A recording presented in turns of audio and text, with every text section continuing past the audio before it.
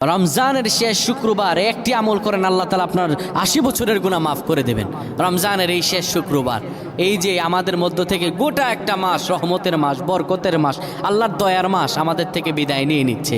এই রমজান মাস যে আমাদের থেকে বিদায় নিয়ে নিচ্ছে, এই রমজান মাসে আমরা যদি এই শেষ শুক্রবার একটি আমল করতে পারি, আল্লাহ সুবহানাহু ওয়া তাআলা আমাদের মাফ করে দিবেন, আমাদেরকে দয়া করবেন, আমাদেরকে রহম করবেন, আমাদের কলবকে জিন্দা করবেন এবং আল্লাহ তাআলার দয়া দিয়ে আমাদেরকে ভরিয়ে দিবেন।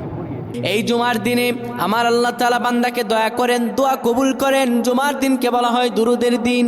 আসরের নামাজের পরে কারো সঙ্গে কথা না বলে আপনি যদি পড়েন আল্লাহুম্মা সাল্লি আলা সাইয়্যিদিনা মুহাম্মাদানিন নাবিয়্যিল উম্মি ওয়া আলা আলিহি ওয়া সাল্লিম তাসলিমা, এই দুরূদ শরীফটা যদি 80 বার পড়তে পারেন, আমার আল্লাহ আপনার সগীরা গুনাহ মাফ করবেন, কিন্তু কবিরা নয়।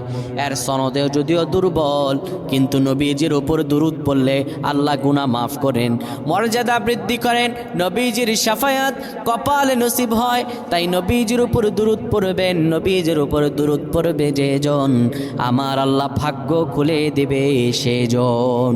আল্লাহ যেন আমাদের বুঝদান করেন। পায় না আমি।